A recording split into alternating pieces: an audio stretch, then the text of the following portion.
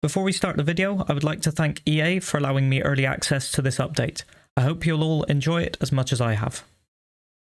The Rally 2 Skoda Fabia has always been the dominant car in EA WRC, but is that about to change? Well, today we find out as we've got the Yaris Rally 2 versus the Skoda Rally 2, and as you can see we've chosen Ancel to start off with because it's a stage that I know very well. I can push the limits on it, and I haven't really practiced it in the Skoda, so as you can see off the line not much of a difference. They've both got 300 brake horsepower. They're both a little bit tricky to drive, I'll be honest. Now the Skoda, just to remind you, is quite a bit of a boaty feel. It slides quite a bit. You feel like it's got quite a bit of weight behind it, but then again it has a lot of power to compensate, and that's what makes it fast, but also sometimes unpredictable. Now the Yaris has the same amount of brake horsepower, but it does feel a little bit lighter. However, to boot, you have a little bit more unpredictableness in terms of snap oversteer, and as you can see there into the tight corners of that cliff section, I may call it, it was really a bit twitchy and difficult, nervous to control. So the Skoda, although a bit of a boat feeling, it was definitely more planted through there. In terms of power, not much difference really whatsoever. The cars are both accelerating and getting to their top speed at the same time. As you can see, basically no difference for the moment from the two. And you can see in the high speed sections, the Yaris has quite good downforce. I must say, it becomes quite planted at high speed, and you can really feel that the Skoda sometimes struggles a bit more compared to the Yaris at high speed, and as you can see the Yaris just slightly in the lead now, but only ever so slightly, and then as soon as the corners approach, the Skoda is right back at it. The one thing that surprised me really is just the amount of grunt from that 3-cylinder engine. It really doesn't feel outclassed or anything, and I like the weight distribution of the car. The Yaris is actually very stable when you put a good setup on it. This is done on default setup, however, so a tad oversteery, but I did tinker around with the setup just briefly to try, and it is quite easy to set up, so that'll be another advantage for the Yaris.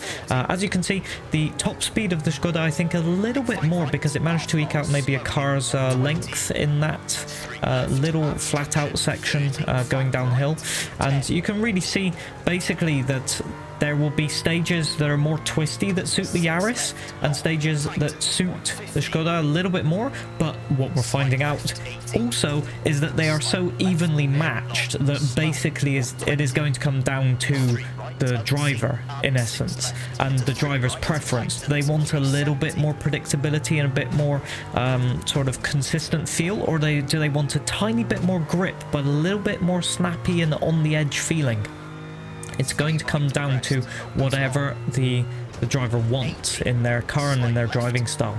Going downhill here, another advantage for the Skoda. I must say I chose a stage that maybe had, in hindsight, a little bit of an advantage for the Skoda, but it was very close, as you can tell in the end. This was my first run on the stages, I must say, and so at the end here you will see a little tiny mistake in the Skoda, but you'll see there's a few mistakes on both sides, to be honest. But I wanted to use these runs rather than the final runs because they were so close anyway. And into the final turn here, the Yaris has caught back up just from that extra stability there a little bit and across the line, and it is the Skoda taking it by 0.3 of a second only. I just want to note additionally that I did some additional runs on the stage, obviously, and I got pretty much the same margin of error times, about within 3 to 0.5 of a second in the Skoda's advantage. It does appear like that extra top speed gave it the initiative in this stage, but there's many stages in this game where that doesn't really count too much, and again you can adjust the gearing in the game. So a representative run because this stage does have some quite tight corners, but also some flat out straights on tarmac. I did the Rally 1 cars on gravel, so I wanted to do something on tarmac this time. But overall, very happy with the cars, and we have competition. That is the main thing.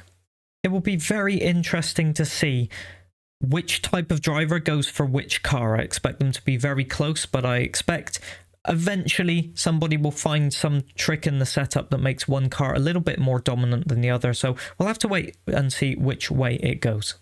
In any case, I hope you enjoyed watching. There are other videos on my channel concerning the Rally 1 cars and some stage previews of Rally Latvia and Rally Poland. Also watch out for my live streams on the game. You can see my Twitch channel under the same name is amusing. I want to thank you all for watching finally, and I want to thank EA also for the opportunity to provide this comparison. Thank you ever so much for watching, and until next time, bye bye for now.